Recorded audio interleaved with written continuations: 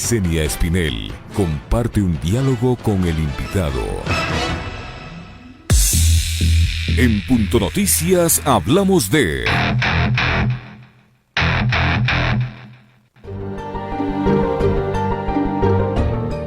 Según Aldeas Infantiles SOS, antes de la emergencia sanitaria, Ecuador tenía 375.342 menores en situación de trabajo infantil. Eso significa al menos 10 estadios olímpicos Atahualpa llenos. Pero esa cifra puede incrementarse drásticamente con la pandemia por una razón: el desempleo de los adultos, el cierre físico de las escuelas y la falta de acceso a Internet, que ha provocado que muchos abandonen su educación y se vean obligados a trabajar. Datos de UNICEF revelan que el trabajo infantil es mayor en la zona centro-sur de la Sierra Ecuatoriana. En la población indígena, el 26% de niños y el 39% de adolescentes trabajan. Además, se alerta que los niños que están en las calles están expuestos constantemente al contagio de COVID-19 y a otras enfermedades físicas y psicológicas. También a abusos de violencia, riesgo de suicidio y bajo rendimiento y abandono escolar.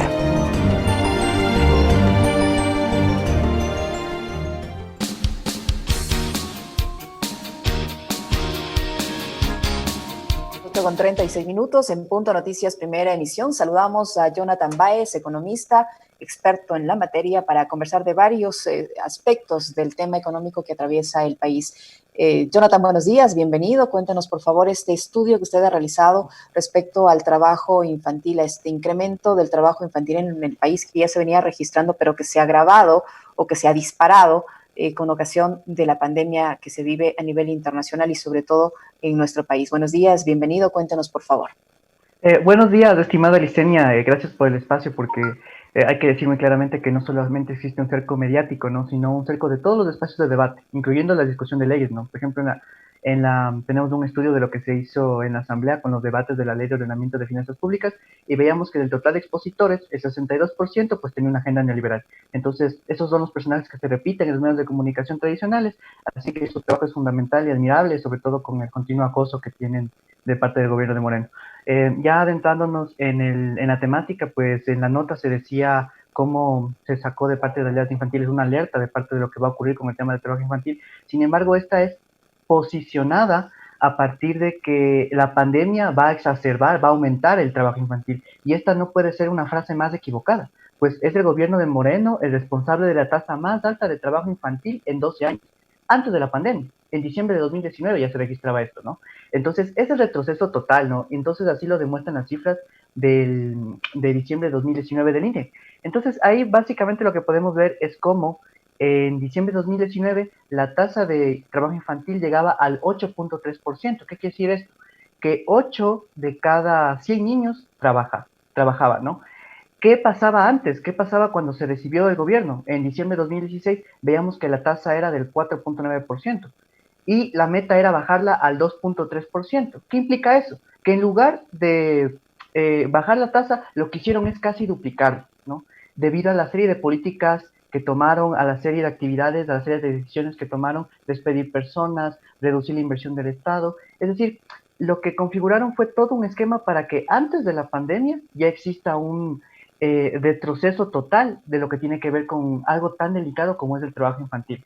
Y para nuevamente puntualizar y que la ciudadanía esté enterada de lo que ocurrió, en diciembre de 2007 la tasa llegaba al 8%. Es decir, todo el trabajo y el esfuerzo que llevaron durante casi más de 12 años, 10 años de disminuir el trabajo infantil, que ni siquiera en los momentos más duros que atravesó el país, como fue la crisis del petróleo del 2015, del barril de petróleo, de los precios, se aumentó tanto. Y ahora, sin ninguna explicación, antes de la pandemia, como repito, el trabajo infantil se vuelve en la tasa más alta de los últimos 12 años. Y decir que la pandemia es la que está dando el aumento del trabajo infantil es quitarle la responsabilidad al gobierno de Moreno y sus políticas económicas lideradas por el ministro de Economía, Richard Martínez, la causalidad, el accionar en este deterioro de este indicador. Ahora, Jonathan, este indicador se ve reflejado en cuántos niños, en consideración de nuestra población. ¿Qué porcentaje está afectado por este incremento del trabajo infantil? logramos hacer la medición a partir de la encuesta de empleo, repito, de diciembre de 2019, y esta afecta a más de 700,000 niños. Entonces, antes, cuando hablábamos de 4.9%, se hablaba solamente de 300,000 niños, así que vemos cómo en algo tan delicado como son los guaguas, ahora ellos tienen que salir a trabajar para lograr sostener a la familia. Entonces vemos que se ha duplicado el número de niños que tienen que trabajar, ¿no? Entonces, esto se refleja en lo que vimos los niños en las calles, se refleja en lo que veíamos a los niños nuevamente en las calles en diciembre pidiendo recursos para Navidad. Entonces, eso es algo que ya no se veía, es algo que ya fue totalmente exterminado, porque había una política social, porque había una política económica redistributiva, porque había una política económica que pensaba en las mayorías. Entonces, y a partir de eso, no solamente hay que decir que este no es no solamente representa un problema que el gobierno de Moreno ha causado, sino que al mismo tiempo es el incumplimiento del objetivo 1.6 del Plan Nacional de Desarrollo. Dentro del Plan Nacional de Desarrollo, que ya pues el gobierno poco o nada le hace caso, existen 14 indicadores que nos muestran, ¿no?, cómo se encuentra la temática laboral. Y de estos 14 indicadores, en 10 indicadores no solamente que no se cumplió la meta, sino que se retrocedió. Es decir, el gobierno de Moreno es completamente retroceso a nivel social, a nivel económico de las familias más empobrecidas del país, de las familias vulnerables y ahora también de la capa media. Y más bien lo que hizo la pandemia fue exacerbar eso. Entonces, me parece que eso debe la ciudadanía tener muy en claro, que este deterioro, esta serie de complicaciones sociales y económicas del país son el fruto del gobierno de Moreno. Entonces, básicamente, que los medios tradicionales sitúen como la pandemia la culpable de lo que está ocurriendo es quitarle esa responsabilidad. Entonces, eso es el gobierno de Moreno. Eso es el gobierno de Moreno. El gobierno del empobrecimiento, pero también del enriquecimiento de otros, ¿no?, que ya es algo que quisiera tocar más adelante. Escuchaba... Jonathan, sí, adelante. Solo también escuchaba la entrevista anterior, que es lo que pasa con el tema de la situación de lo rural, ¿no? Y claro, se preguntaba cuál era el error más grave. Pues en los indicadores también hay uno que se llama pobreza multidimensional rural, en el que llegaba al 60% en diciembre de 2016 y en diciembre de 2019 en el gobierno de Moreno llega al 70%. Se aumentó 10 puntos porcentuales. ¿Qué quiere decir esto? Que 7 de cada 10 personas en el sector rural son pobres, ¿no? Están hacinadas, no tienen ingresos, no tienen educación, y eso es fruto de las políticas de Moreno. Y no reconocerlo es básicamente decir que sí se hicieron bien cosas, pero no. Los indicadores y la evidencia empírica muestran que todo lo que han realizado ha sido para destruir a las capas sociales, vulnerables. Entonces, sí me parece que esto es muy relevante y debe quedar en la retina de la ciudadanía, de que la evidencia, de que la investigación muestra que todos los indicadores laborales han sido deteriorados por el gobierno de Moreno, y la pandemia lo que hizo básicamente es exacerbar toda esa indefensión en la que nos dejó ese gobierno. Jonathan, ¿cómo se este estudio desde el punto de vista técnico para que la gente lo conozca con detenimiento, para que no se piense que esta información que usted está proporcionando es un tema político? ¿Cómo se hizo ese estudio por un lado y qué consecuencias va a tener este incremento del trabajo infantil durante esta administración en el futuro de esta generación de niños y adolescentes que ahora se ha visto sometida a hacer trabajo para poder sobrevivir, seguramente dejando de lado otras actividades propias de la edad como el juego y como la educación? Bueno, ahí el trabajo técnicamente, ¿cómo fue realizado? A ver, el levantamiento de información, este es un estudio que los datos los proporciona el INEC, ¿no? El INEC como Instituto de Estadísticas tiene la obligación de entregar la información de qué está pasando con el Plan Nacional de Desarrollo. Entonces, estos datos son levantados de parte de ese personal, y lo que hacemos nosotros es procesarlo y contrastar para ver si es que los datos sí son los que cuadran efectivamente. La forma de construir este indicador es el total de población de niños de 5 a 14 años dividido la población entre 5 y 14 años de niños que muestran tener una actividad, una labor, un trabajo, dividido para el total de personas entre 5 y 14 años, de niños de entre 5 y 14 años, y de ahí se saca esta tasa.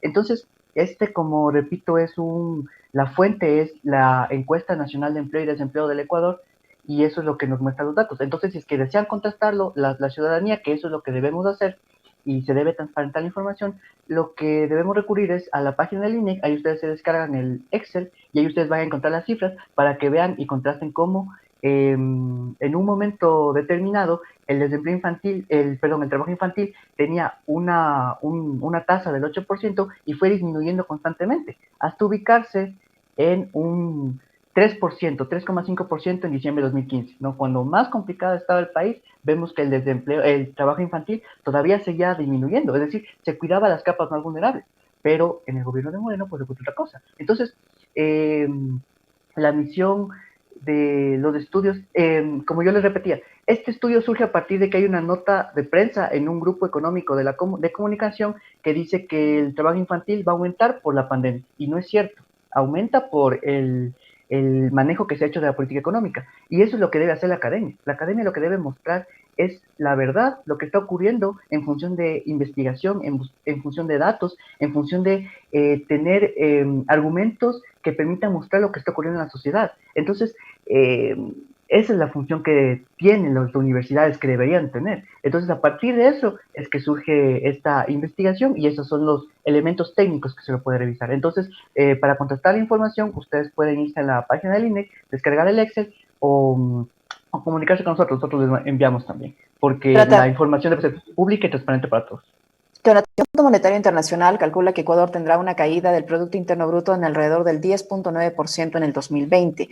Se trata, según esta entidad, de la peor caída de la economía en la región latinoamericana, superada solamente por la de Perú. La cifra para Ecuador es mucho más desalentadora que la que ya había anunciado el Banco Mundial en su momento, hace algunas semanas, y que ubicaba a esta caída en un menos 7,4%. ¿Qué implica esta caída que ya alerta el Fondo Monetario para la economía ecuatoriana? ¿Qué implica para los ecuatorianos? Bueno, ya hay una primera proyección también, ¿no? La CEPAL también decía que íbamos a decrecer un 9%, ahora el FMI dice que vamos a decrecer el 12%, solamente para que la ciudadanía compare cómo está la situación.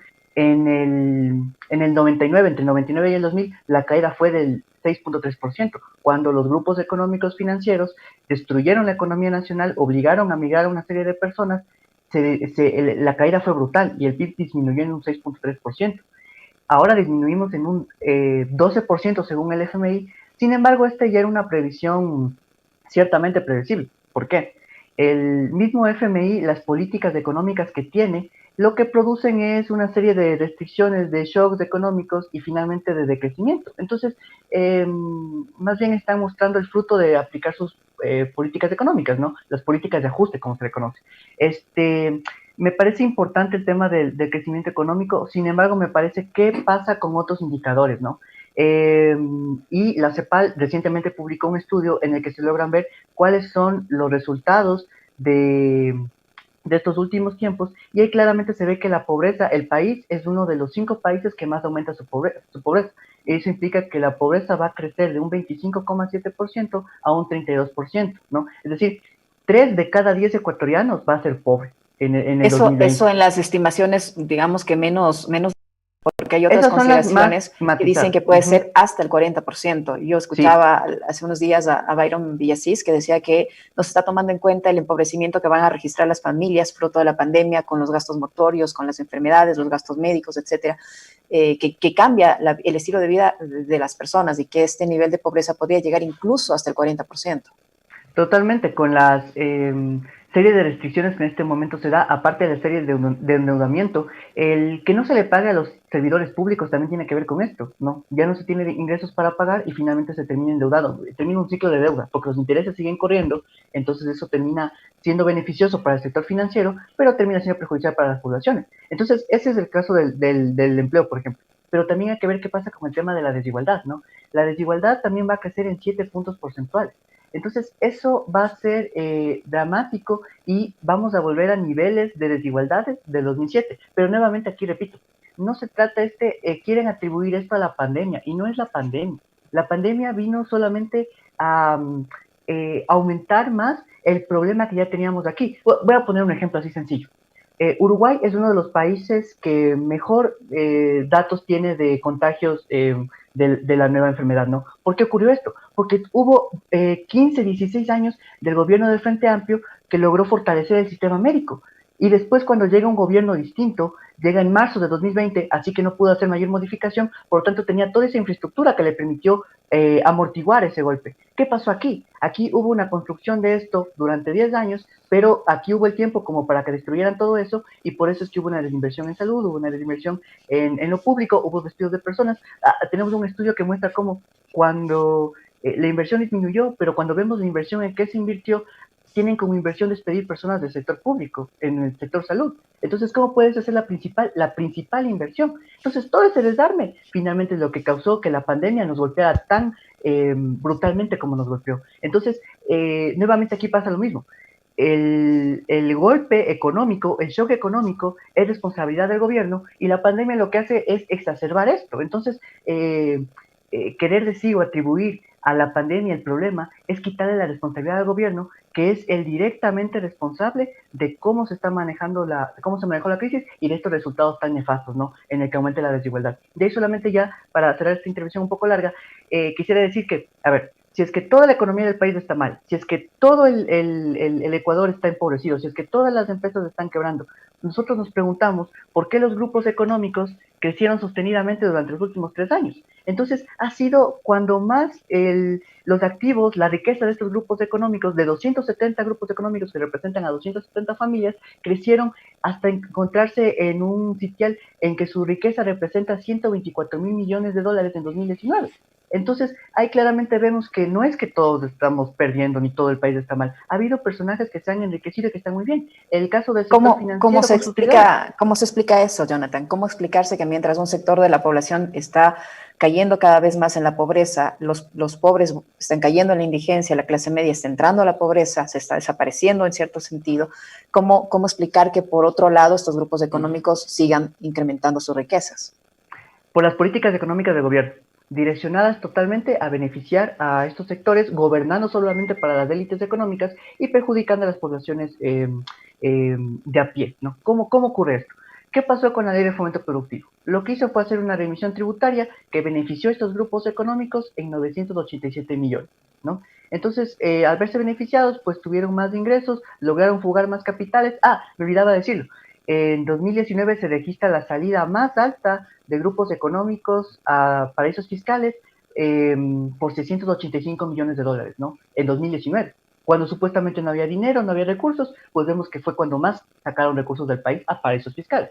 ¿Cómo se explica que unos se enriquezcan y otros se empobrezcan? Pues toda la política económica ha sido dirigida a beneficiar a estos grupos de poder, ¿no? Entonces, por ejemplo, como mencionaba, la ley de fomento productivo es la clave para entender cómo se benefició a estos grupos. ¿Por qué? Cambió el tema de contratos petroleros, entonces nos quedamos sin ingresos. Cambió el tema de deuda. Recordemos que en la disposición transitoria 17ª se cambió el mandato constitucional de que no se puede endeudar más 40% del PIB. Y vemos que toda esa deuda no fue reflejada en ninguna obra, no fue reflejada en ningún proceso de infraestructura. Y claro, eso se matiza en la población. Aparte, la serie de despidos, de desinversión en el sector público, lo que provoca finalmente es que no haya procesos de encadenamientos, ¿no? Es decir, por cada dólar que invierte el Estado hay un multiplicador en la economía, y vemos que eso fue restringido. ¿Para qué? Para que el sector privado pueda hacer su fiesta en la economía nacional.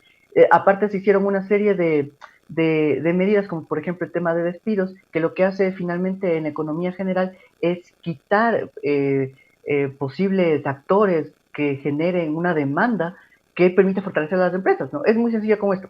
Si es que yo despido a 5 personas del sector público, ellas ya no van a consumir. Entonces el empresariado ya no va a poder vender 5 esferos, el empresario, sino ahora tiene que vender 3. Como tiene que vender ya solamente 3 esferos, pues ya tiene que despedir a 2 personas de su planta. Y nuevamente se vuelve un encadenamiento perverso del tema de desempleo. Y eso termina afectando a la economía nacional.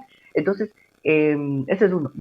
Diciendo básicamente, como no hay recursos, como no hay ingresos, no podemos hacer obra social, no podemos hacer infraestructura hospitalaria, no podemos dar salud, y eso también se traduce en los recortes que ahora están sufriendo las universidades públicas, ¿no? Entonces, ¿qué fue lo primero que hicieron cuando ocurrió esto de aquí? Lo de la pandemia, ¿no? hubo la decisión de recortar recursos a las universidades públicas. Y esto lo quiero atar con el tema del trabajo infantil. ¿Qué pasa con una universidad que no puede recibir a más estudiantes por las restricciones de que el Estado no le da los ingresos? Porque el mismo Estado se puso el pie, se autoemboscó para no tener ingresos. Entonces, eso lo que provoca son estos recortes y genera una serie de inmovilidad social. Y básicamente se queda en un país que básicamente dice que estudie el que tiene plata para estudiar, mientras que el pobre no puede hacerlo. Entonces también esto vemos que es una vendetta de clase, ¿no? Veíamos lo de este sonado caso de lo que pasó con esto del término vecina utilizado por todos nosotros, y ahí claramente vemos que es una noción y una posición de clase la de disputa de que los pobres no merecen recibir educación, los pobres no merecen recibir becas, los pobres, ¿cómo así están aspirando a dejar de ser pobres? Entonces, ante esto, la respuesta de la élite económica ha sido decir, no queremos un gobierno que vuelva a hacer esto nuevamente. Entonces, lo que hacen es destruir y erosionar lo social y dirigir toda la política económica a beneficiarse. Y los casos, por ejemplo, de sobreprecios, de corrupción en medio de la pandemia, dan cuenta de cómo todos estos recursos que se pudo invertir en la sociedad fueron generados para el tema de enriquecerse. Y finalmente eso pasa también con el tema de deuda. Hay muchos, dice que solo se pagó 320 millones, pero los datos del Banco Central, del Observatorio de la Dolarización, muestran cómo se pagó casi más de 800 millones de dólares. Entonces, vemos ahí claramente cómo cuando se decide entre salvar a la población o pagar a los tenedores de bonos de deuda, que son personajes con inmensas fortunas, pues se decide pagar a los personajes de inmensas fortunas. Eso creo que es lo más claro y que demuestra para quién está dirigida toda la política económica y la política pública del gobierno de Moreno. Jonathan, el ministro de Economía ha anunciado en las últimas horas un ajuste o digamos que un ahorro de 815 millones de dólares como resultado de la optimización, dice él, de recursos en varios rubros, como por ejemplo bienes y servicios, gastos permanentes y gastos de personal. ¿Qué implica este supuesto ahorro, esta supuesta reducción de 815 millones de dólares? ¿Qué implica esto en el desarrollo normal de la economía de los ecuatorianos? Bueno, recordemos ahí cómo se celebró con tanta vehemencia cuando se dijo que este gobierno ha reducido la masa salarial. ¿Qué están celebrando? Este gobierno despidió un montón de personas del sector público. Eso es lo que finalmente se estuvo celebrando. Con esto que se menciona de la optimización, ese justamente es el nombre del plan con el que se quieren cubrir el despido del sector público, ¿no? De servidores públicos. Y ese aparece en varias instituciones, como por ejemplo el sector salud, como la principal inversión. Entonces ahí para nosotros es muy complicado comprender cómo la optimización pasa por despedir personas del sector público. Entonces, claro, ahí inmediatamente la afectación viene dada por cómo se está quitando de la economía a varios actores que pueden ejercer un proceso de demanda efectiva. Entonces, esa demanda lo que permite es sostener la cadena de pagos dentro de la sociedad y que finalmente eso termina no solamente beneficiando a las personas, sino también a cierto sector empresarial. Entonces, el sector empresarial también se está condenando. En este momento van a haber una serie de cierres, de situaciones muy complejas que no van a poder atravesar, un sistema de deudas también de parte del sector financiero para el sector microempresarial. Ojo, aquí también quisiera hacer también una puntualización con el tema del sector empresarial que también se va a ver perjudicado, y es que aquí se habla de grandes microempresas como si no pertenecieran a un holding, a un grupo de empresas. Y cuando yo hablo de grupo económico, la ciudadanía debe saber que yo me refiero a personas que tienen en promedio más de 25 empresas simultáneamente. Entonces, yo no sé, Licenia, si tú tienes una o dos o tres o cuatro empresas. Ya quisiera. Ya, pero 25 empresas no vas a tener al mismo tiempo. Entonces, estos grupos económicos tienen microempresas, pequeñas empresas, grandes empresas y medianas empresas. Cuando yo saco una ley que beneficia a microempresas sin el primer filtro de grupo económico, yo estoy beneficiando a que haya una competencia desleal con esa microempresa. Porque esa microempresa tiene relaciones con el grupo económico, porque, por ejemplo, tú, Licenia, tú tienes un grupo, una microempresa, y tú siempre le vas a vender a tu empresa de grupo económico. Entonces vas a tener una ventaja sobre mi microempresa, que en cambio yo sí tengo que buscar en el mercado desesperadamente quién me compra los productos. Entonces, sí es muy importante ver cómo también ha habido una serie de nociones de que se beneficia a las pymes y que no sé qué. No es cierto, se beneficia a las pymes de los grupos económicos, así que vemos que nuevamente se legisla para las élites económicas y empresariales. Con este preludio, quería mencionar cómo finalmente también se está afectando al verdadero microempresario, la verdadera persona que arriesgó, que trató de tener su negocio, pero que no acude a prácticas monopólicas, que no acude a evasión tributaria, que no acude a precarizar a sus trabajadores. ¿Cómo es posible que las empresas de grupos económicos se hayan acogido al tema de despidos, cuando vemos que claramente las cifras son los que han crecido durante estos últimos 3 años y que se han acogido por complicidad del Ministerio de Trabajo y el antiguo ministro de Trabajo, Poveda, que sacó una serie de acuerdos ministeriales de ahí totalmente complejos? Y quería también hacer una pausa para decir que también la información que obtuvimos de grupos económicos, el SRI no la había subido, y fue también una presión de parte de la academia, junto con colegas también en la temática de abogados. Quisiera agradecer ahí también a Angélica Lapo, que nos ayudó a levantar un oficio para que el SRI entregara esta información, y así la ciudadanía puede enterarse de lo que pasaba, porque el pedido no fue de que nos cruzaran la información a nosotros, fue el pedido que la publicaran para que todos los investigadores vean cómo han crecido las élites económicas en el país, en detrimento de cómo han disminuido su poder adquisitivo las mayorías. Entonces, cuando hablamos de estos planes de optimización, lo que finalmente tenemos es el despido de personas que genera un ahorro, entre comillas, para las arcas del Estado, que quién sabe a dónde irán, porque yo no he visto una obra, o tú, Licenia, yo no sé si tú las has visto, pero yo al menos me he visto más allá de unas par de canchas, y finalmente lo que están encubriendo es que este ahorro finalmente termina dilapidándose, diluyéndose, cuando lo que hay que hacer es aumentar el gasto. El Ecuador es el único país del mundo que sigue aplicando políticas de recortes y de ajustes en la pandemia, cuando todos los países del mundo, hasta los más rancios neoliberales, están aplicando medidas de política de expansión del gasto fiscal. Entonces, muy bien. Queremos agradecerte, Jonathan. Se nos ha terminado el tiempo por la información que nos ha proporcionado durante esta entrevista Jonathan Báez, economista experto en la materia, y ustedes ya lo han escuchado y pueden sacar sus propias conclusiones. Además, tienen ahí disponibles los datos para que los puedan revisar. Gracias, Jonathan, por tu aporte. Muchísimas gracias, Liceña, y muchas gracias a Pichincha Universal. En Punto Noticias, la noticia vive.